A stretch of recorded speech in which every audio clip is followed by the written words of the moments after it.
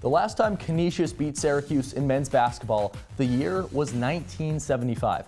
Gerald Ford was president, and Jim Boeheim was still a year away from taking the reins as head coach. The Golden Griffins couldn't claw past the Orange in their 21 chances during the 47 years of Boeheim. It's not looking any better for Canisius in the first year of the Adrian Autry era. SU takes care of business against its throughway foe, 89-77 in early season action. Judah Mintz was golden tonight against the Golden Griffins, lighting up the stat sheet with a career high in points. The biggest reason why Syracuse is 2-0, and we're about to go here on Orange Press Pass, which starts right now.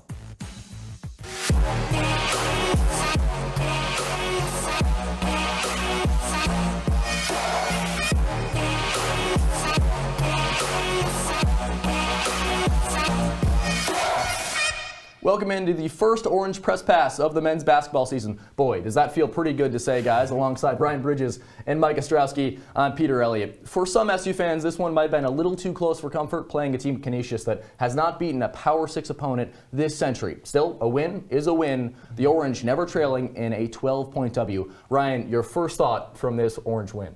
The Orange have a lot more options on the offensive end, Mike. That's the first thing that I noticed, is that they would rely on Judah Mintz a lot last year. But you got another guy in J.J. Starling who can also slash to the rim. And then look at Justin Taylor's confidence. This guy, in his last 7 threes of last season, he missed all of them over the final 6 games that he played. Now you see him stepping into threes. He's got the green light. Adrian Autry has full confidence on him and a lot of other returners on the team, and it shows. Well, Ryan, to me, the biggest story is that the score doesn't really tell the story. Now, that's 12 points may make it seem like it was a close game, but really Syracuse dominated in a lot of areas. It wasn't until late in the second half when Canisius started to rain down some lucky threes, and just overall, the tempo that Syracuse played at looked improved from their first game on Monday night. Overall, it's just a really strong performance. It sure was for the Orange. We're going to try and tell you the story of that game inside the Dome, the second of the season for the Orange. Let's roll that tape. Syracuse and Canisius for this non-conference action.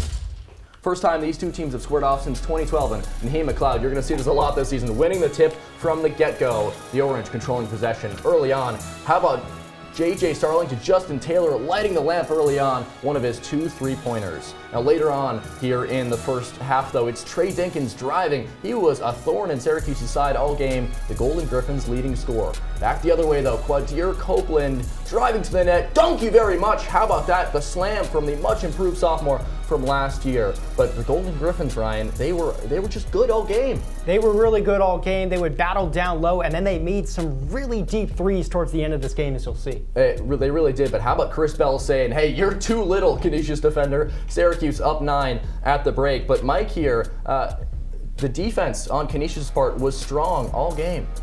Yeah, and that's maybe something we didn't expect going into this game. They're ranked down near the bottom of basketball last year, so they did have a strong showing early on. But Judah Mintz had an answer. 19 points out of the second half. That and one was 2 of them. And how about here on the other end, though, Trey Dinkins cashing in on a 3-pointer. The Golden Griffins, hey, they'll do it one more time. It's TJ Gadsden from beyond the stripe. They were within 12 right there. But again, it was SU just too much. Chris Bell, go up and get it! How about that from the sophomore? He was a show of force all game long, and finishing it out here, it was Malik Brown with one more rim rattler to close it out. Syracuse wins this Wednesday clash by 12. Judah Mintz, the leading scorer. J.J. Starling, 17 points. What stands out to you guys from this box score?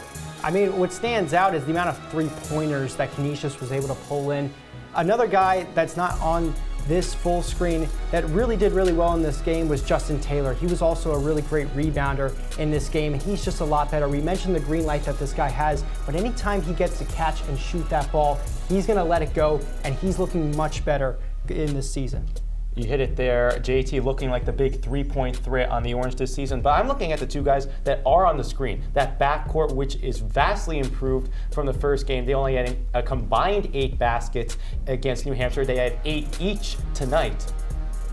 Well, certainly a good result there for the Orange. And for fans trying to watch this one at home, they might have noticed a little bit of a different presentation. With the men's soccer team at home in the ACC semifinals, we all saw the Jumbotron feed on ESPN+. So we knew when it was taco time, but sometimes we didn't know exactly who scored. So more than ever, we're relying on our eyes and ears inside the dome. Philip Galati, Phil, a career high in scoring for Judah Mintz. You caught up with him in the locker room after the game. His hands must have been cooling down after a red-hot night. What did he say about his performance? What was clicking for the sophomore?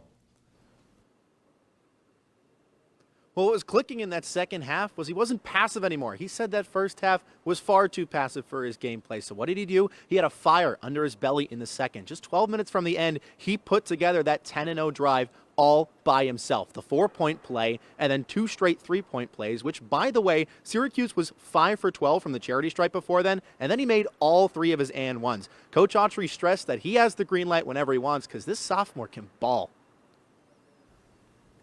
Phil, a first reaction of a lot of people on social media after this game might be, well, you only beat Canisius, a team that is supposed to be a much lesser opponent than teams you're going to face later on in your schedule, by about 12 points. But are the Orange more worried about that, or is it strictly just about improvement with this young team? Ryan, it's about improvement. Coach Autry stressed that this is a young team in a young season with new faces and, oh, by the way, a new face running the show. So, of course, there's going to be bumps and bruises and growing pains. This team had a good 25-minute stretch of playing defense, but Coach Autry said, how close can they turn those stretches to the full 40 minutes? If they can get a little bit better, game by game. It's a long season, only 2 games in. This team has a lot of potential. It's about really turning those stretches of good defense into a whole, complete performance. Phil, it's always a pleasure. What was the overall feeling of this team? You know, going into the season, we maybe didn't have some firm expectations on them. How are they taking their start to the first 2 games of the year?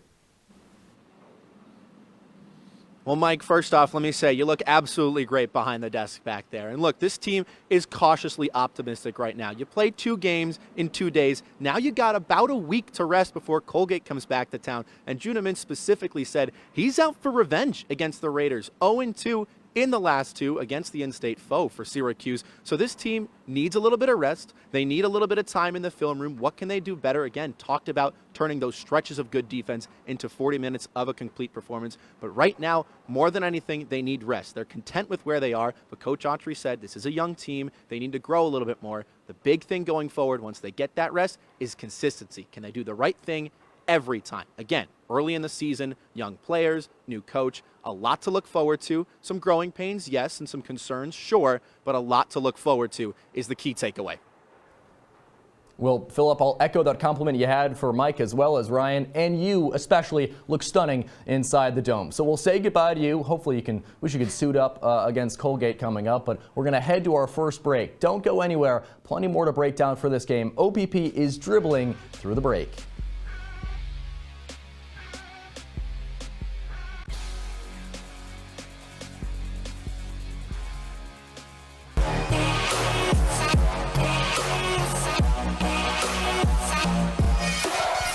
Welcome to an excellent episode of Live from Studio B.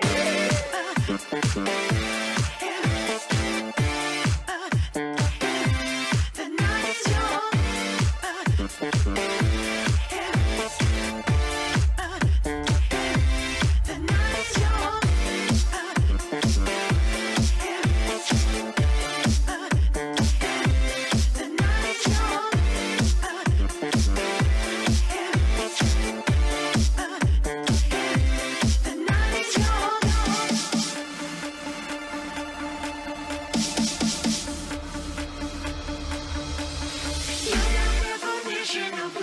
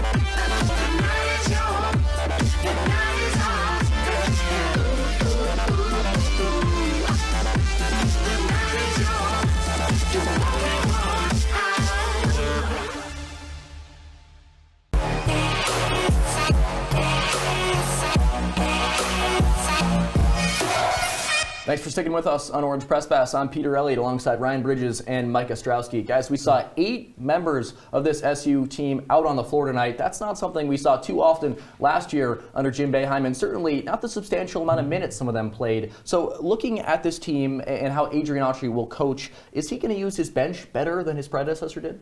I don't know if it's a question if he's going to make it better than he did under Jim Boeheim. I think that the fact that Benny Williams was out tonight, I think is a big difference, because when he comes back in the lineup, this is a guy who's projected to be a starter with this team. So does Justin Taylor become the 6th man with this team? Does Chris Bell go to the bench? That's a really tough decision for Coach Autry to make, but I think returners like Malik Brown are playing a lot better, so he's got a lot more options. And he's also got multiple centers who are 7'4" and can block shots. So I think Coach Autry just has a lot more options, and this will just be a better bench, period, than last season. So I think that will make it a little bit easier, but I don't know if it's a question if he'll do better than Jim Boeheim did.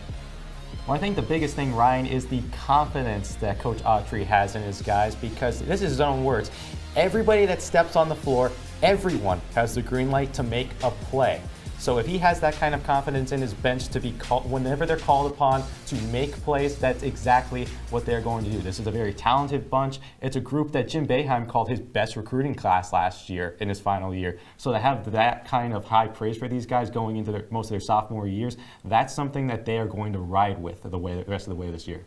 Well, Ryan, you mentioned Benny Williams, obviously not one of those 8 guys who suited up tonight for SU. He is still suspended. We don't know the terms of that suspension or when he will be coming back, but he is one of those talented returners for this SU squad alongside Chris Bell, Justin Taylor, Malik Brown. The list goes on.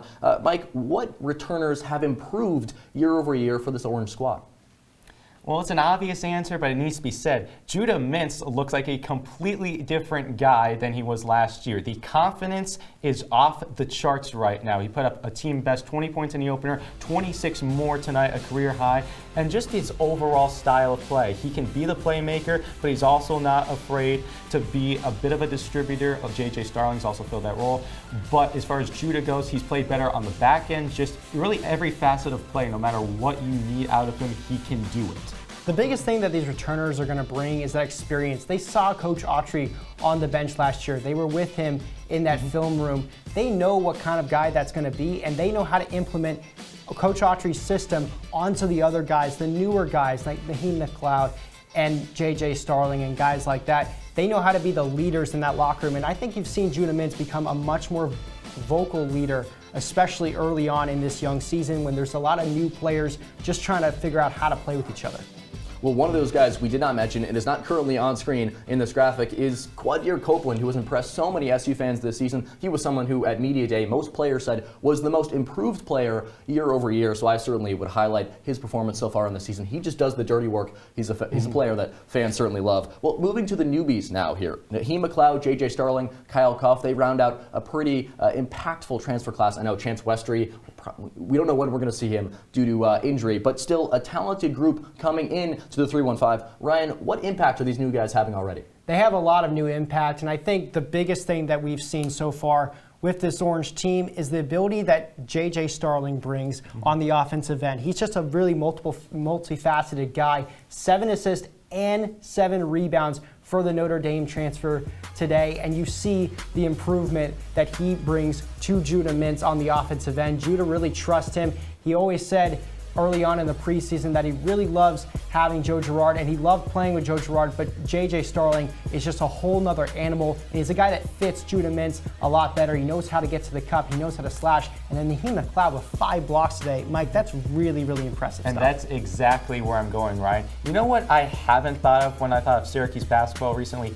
Size. They just got a whole lot of it with a 7'4" center, the transfer from FSU, and especially on the back end. He's had some boards on the offensive side as well, but his blocks, his steals, his ability to turn a play around on a dime. And tonight we almost saw him block 3 attempted shots in a row. So to have that kind of size and that kind of defensive ability, that's something SU has been severely lacking in these last couple of seasons. 7'4", the biggest player in Syracuse men's basketball history. That's a storied program, so that is pretty impressive. Finally, I think we've got to tip our cap to this Canisius team, how well they played tonight, especially how well the Golden Griffins shot the ball. They were hitting shots from Clinton Square tonight, 8 for 12 from beyond the arc in the second half.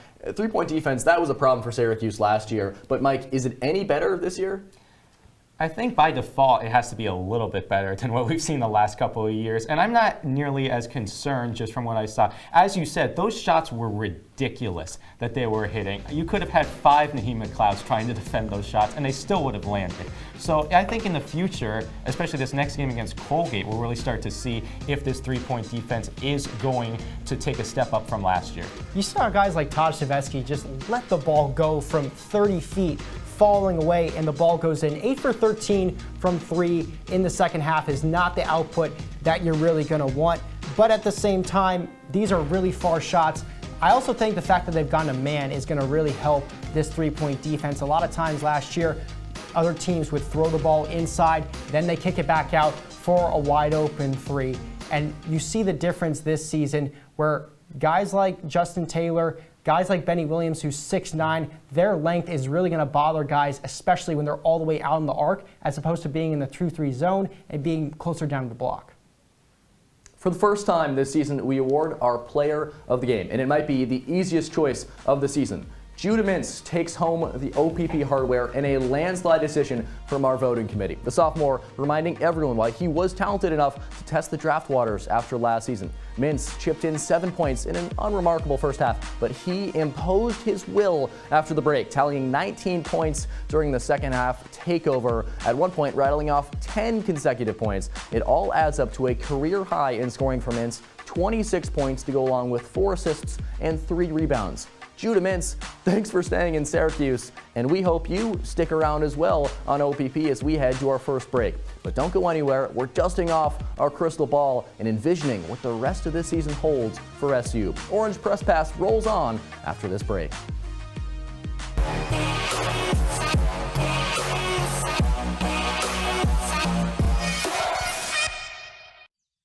Jason, let's go see your room.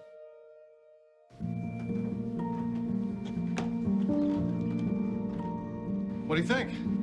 We kept it a little spare, so you can decorate it how you like.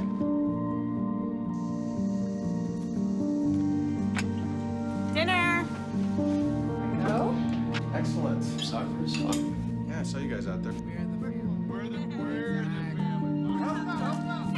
Yeah! Oh, I thought you were on my team. Wait.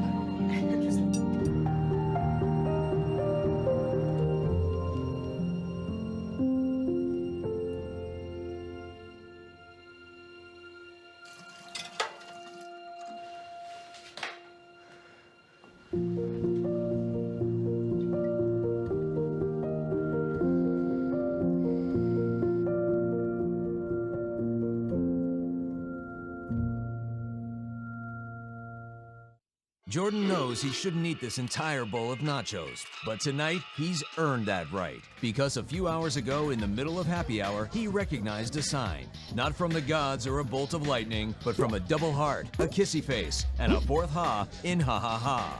That's when Jordan knew he was buzzed. So when it was time to go, he got a ride home instead of driving.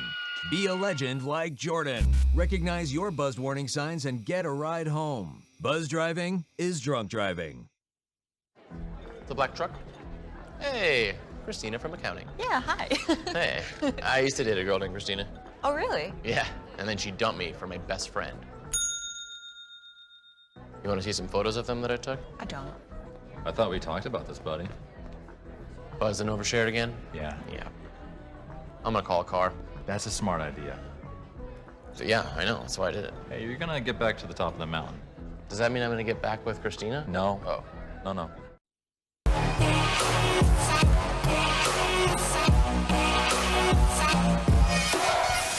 Welcome back to OPP. He's Ryan Bridges. That's Mike Ostrowski. I'm Peter Elliott. Syracuse takes down Canisius 89-77. Guys, we've rattled off all the stats by now, so let's just throw those numbers away because it's time to get a little mystical. We know that Syracuse fans can be, at times, a little irrational, but what's more rational than looking into a glass orb that predicts the future? Let's do that right now. Are you guys ready to look into the future? We can certainly project. I don't know if I'm going to be able to do it as well as this guy right here, but we'll try our best. I'm not sure either, but we might have to get Adrian Autry out of there because he looks stuck. Let's start first with the Aladdin of this team because he flies just as high. It's Judah Mintz. We know he's got NBA talent, but will he play well enough to earn a nod to this the All-ACC team at the end of the season? Mike, what does your crystal ball say? Absolutely. Are you kidding me? You're talking about the runner-up of the ACC Rookie of the Year last year, and he didn't have anywhere near the supporting cast that Kyle Filikowski had. Now he's coming back with a vengeance, with something to prove, with a stronger supporting cast, and most importantly, to show that he can get into that first-round NBA draft consideration, while at the same time hopefully getting SU back to some serious tournament consideration. This is a guy who has struggled in some areas last year, but already we're seeing improvements. He's not afraid to take some threes when they're there. He is not afraid to get physical on the back end. Just those early signs give me all the confidence in the world that he is going to make first team All-ACC. Mike, I agree with everything you said about Judah Mintz, just not the final result. I agree. I agree that Judah Mintz is going to be amazing this season. He's going to be an integral part of this Orange team. When I look at J.J. Starling in that backcourt, I just don't know if Judah Mintz is going to have the statistical output to really compete with some of those other guys in the ACC. You've seen all the different guys that have come through the ACC and that are playing in the ACC this year. Armando Bacot, Kyle Filipowski, as you said. I just don't know if Judah Mintz will be up there with those names. He was on the second team, just right outside, hanging on the edge of those All-ACC considerations. But first team, that seems a little too rich for me. All right, so your crystal ball is giving out some different answers here. We'll see if they line up right here. There were a lot of fans that didn't like the end of the Boeheim era. Adrian Autry has promised to do things a little bit differently inside the Dome. Ryan, I'll start with you. What do you expect to be different under Adrian Autry as head coach? I think there's going to be a lot more creativity on the offensive end, Peter. When you look at this team, they just have a bunch of guys who have the green light. That's something that Adrian Autry tonight said in his post-game press conference is that, you know what, Justin Taylor, he's got the green light. He can step into a three, even if it's not on right away, and even if it's not the exact thing that you want to say, or it's not the exact thing you want to see right away. Putting up 80 points, that comes from a lot of different guys being involved on the offensive end. And J.J. Starling, man, he brings so much more versatility. So I'd say he's just more open to having more players score the ball compared to what Jim Boeheim brought. So Ryan, you're looking at the offense. I'm going to flip the court and look at the defense because, man, oh man, we're playing man finally.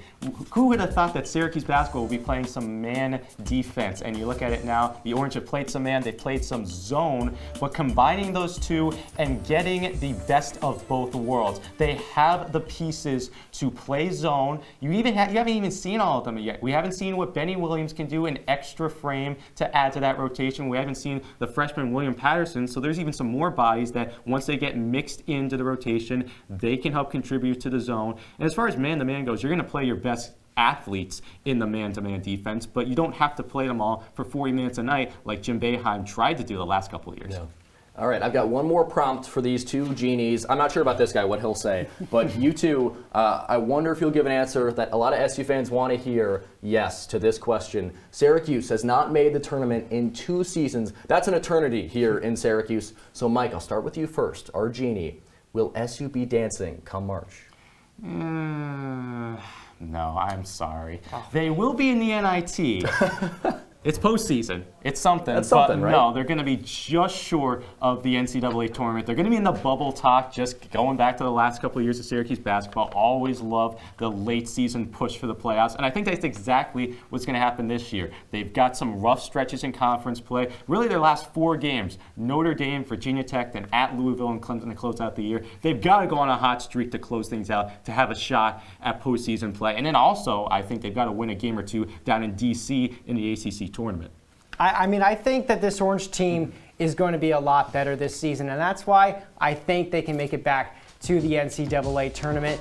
It's been some rough stretches so far for Syracuse, but what you've seen from the Orange is that they play their best basketball later on in the year. I think the backcourt duo of J.J. Starling and Judah Mintz can carry them all the way through the season. And we mentioned tonight that they have much better depth than they did last season. Guys go down to injury, that's not going to be a problem. There's going to be another man that can come back in there and bring that energy. And Coach Adrian Autry, he's coaching this team really, really well right now. He's brought a lot of different versatility, and these new transfers, that's just going to bring some new life than what Syracuse players have brought in the past. Syracuse goes back to the tournament in 2024. That's what I like to hear. All right, we'll see if those predictions come true from these two. I guess one genie we'll have to look out for is ESPN's Mike Lunardi to see what his bracketology is. That's the closest we get to real crystal ball action in college basketball. All right, well, it's late here on the East Coast. 11 p.m., but we've got a little bit more for you here on Orange Press Pass. When we come back, we'll take a look around the NCAA as well as preview Syracuse's next matchup against a Colgate team that has beat them 2 times in a row. Stick with us here on OPP.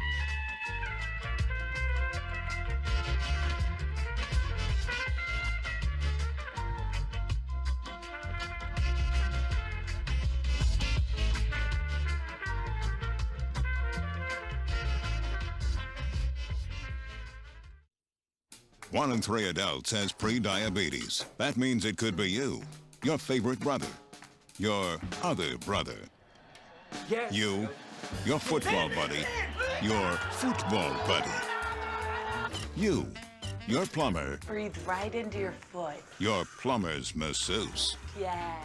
you, your dog walker, your cat jogger. With early diagnosis, pre-diabetes can be reversed. Take the risk test at doihaveprediabetes.org.